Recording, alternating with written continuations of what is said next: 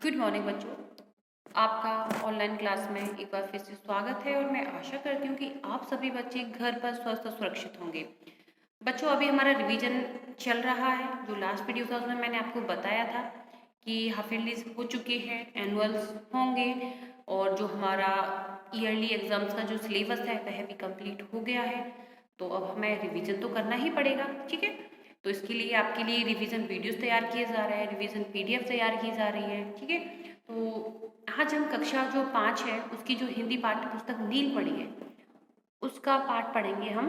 क्या नाम है उसका? पाठ है हमारा 11 और उसका नाम है वन्य पशुओं की होली। यह एक पोएम है, एक कविता है, ठीक है। और बड़ी इंटरेस्टिंग थी। जिसमें होली का सीन था जानवरों का, कि वन के जो जानवर हैं वो होली किस तरीके से खेलते हैं, ठीक है। तो आपके लिए रिवीजन शीट तैयार की गई है। इसका मैं भी आपको रिवीजन करा देती हूँ, समझा देती हूँ कि किस वर्ड का क्या आंसर होगा, कौन से क्वेश्चन का क्या आंसर होगा, ठीक है। उससे क्या होगा कि आपको कुछ पढ़ने में या समझने में कोई प्रॉब्लम आ रही है तो वो दूर हो जाएगी, ठीक है।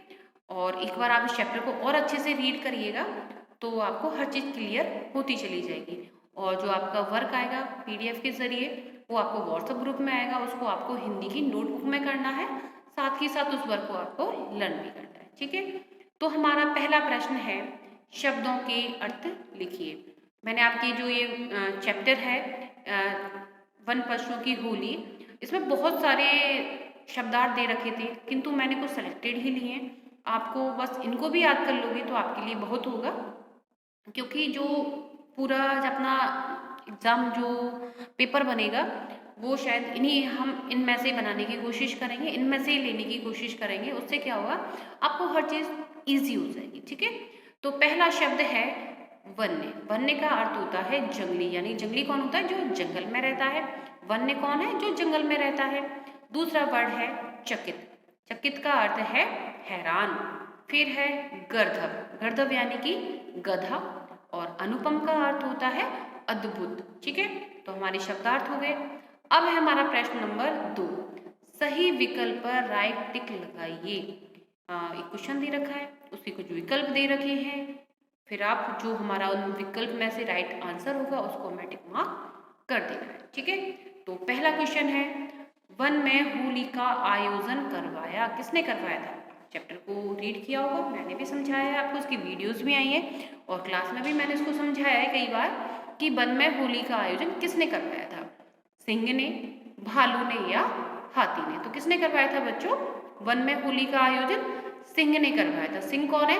जंगल का राजा है, इसलिए वो सारे जानवरों को आमंत्रित करता है होली खेलने के लिए, ठीक है। अब हमारा सेकंड क्वेश्चन आता है कि गुलाल पड़ने पर गजराज हो गए। जब होली खेल रहे हैं सारे जानवर, कोई किसी पे रंग डाल रहा है, कोई किसी को गुलाल लगा रहा है, ठीक है। तो जो गुलाल पड़ने पर गजराज हो गए, अति प्रसन्न, बेहाल या क्रुद्ध? क्या हो गए थे? बेहाल हो गए थे, ठीक है। फिर है हमारा प्रश्न नंबर 3। सत्य तथा असत्य लिखिए, ठीक है।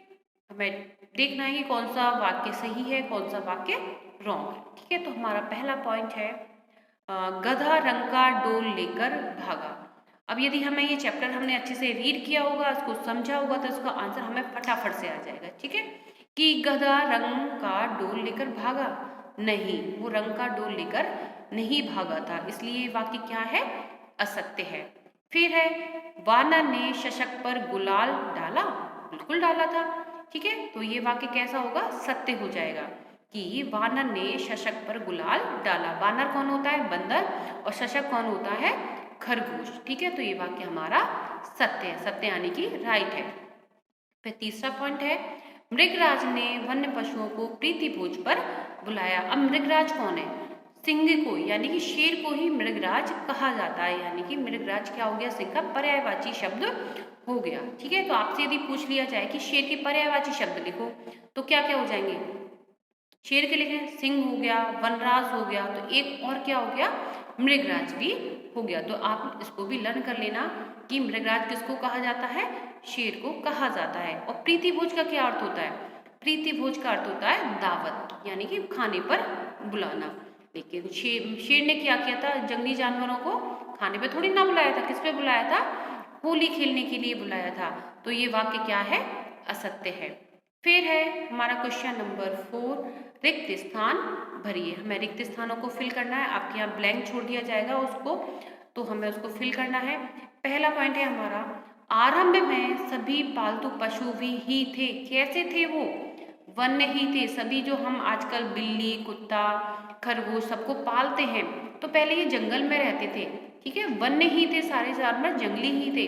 लेकिन अभी जैसे जैसे वक्त है, हमने इनको पालना शुरू कर दिया है, ठीक है। फिर हमारा दूसरा पॉइंट है ब्लैंक, सदा कुकर्मों को ही जन्म देते हैं, यानी कि कुकर्म यानी कि बुरे कर्म और कुविचार। तो इसमें आएगा कुविचार। कुविचार माना बुरा विचार लाना। यदि हमारे माइंड के अंदर बेकार सोच लेके चलेंगे हम, तो उससे क्या होगा, हम गलत कार्य करेंगे, ठीक है, जो कि बिल्कुल भी सही नहीं है। इसलिए हमें गंदे विचार कभी भी अपने मन के अंदर नहीं लाना चाहिए, क्योंकि हम गलत विचार लेके आएंगे तो हम गलत काम ही करेंगे।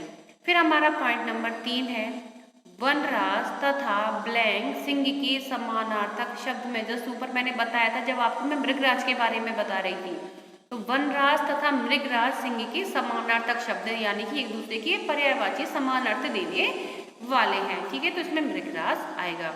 जो उसके आंसर है वो मैंने रेडिंग से लिखी है और उनके नीचे मैंने अंडरलाइन कर रखी है, उससे कि आपको इजी हो जाएगा इनका आंसर का पता लगाना, ठीक है। अब आता है हमारा प्रश्न नंबर 5, प्रश्नों के उत्तर दीजिए, ठीक है। तो हमारा पहला प्रश्न है, होली किस मास में आती है? सबको पता होगा होली कब आती है, तो होली फागुन मास में आती है। फागुन यानी कि ये इंग्लिश मंथ ना होके हमारे हिंदी मंथ के अकॉर्डिंग है। हिंदी में भी हमारे 12 मंथ होते हैं, ठीक है। तो जो फागुन है, फागुन हमारा लास्ट मंथ होता है और फागुन के बाद फिर चैत्र हिंदी मंथ का, जैसे इंग्लिश मंथ होते हैं उसमें दिसंबर लास्ट मंथ होता है। इसी तरीके से जो फागुन का जो मंथ है वो कौन सा है, वो हिंदी कैलेंडर के अनुसार लास्ट मंथ है, और जो पहला मंथ होता है वह होता है चैत्र फर्स्ट है, और फागुन जो है लास्ट मंथ है। तो होली कब मनाई जाती है? फागुन मास में मनाई जाती है। किस पशु की हालत अति दीन थी? होली खेलते खेलते किस पशु की हालत अति दीन हो गई थी? तो गजराज यानी कि हाथी की हालत अति दीन हो गई थी, ठीक है बच्चों। तो आपका ये रिवीजन ही समाप्त हो जाता है। अब इसका जो पीडीएफ है वो आपके व्हाट्सएप ग्रुप में आएगा। आपको हिंदी की नोटबुक में ये इसको करना है, और जब आप स्कूल आओगे तो आपका ये सारा वर्क चेक होगा। आपको सारे रिवीजन सेट ऐसे नहीं करने, कहीं कोई सा कर लिया कहीं कोई सा, इसको लेसन वाइज 1 बाय 1 करते जाना, सीक्वेंस में इसको करना है। उससे क्या होगा, आपको भी इजी रहेगा और मुझे भी इजी रहेगा, ठीक है। और आपको साथ के साथ लर्न भी करना है। उससे क्या होगा, जब आपका ईयरली एग्जाम होंगे तो आपको प्रॉब्लम नहीं आएगी, ठीक है। ज़्यादा लर्न नहीं करना पड़ेगा। एक बार आप उसका रिवीजन अभी कर लोगे, एक बार और आगे कर लोगे तो सब आपको लर्न हो जाएगा, ठीक है। तो आपका ये वीडियो आज यही समाप्त होता है। धन्यवाद।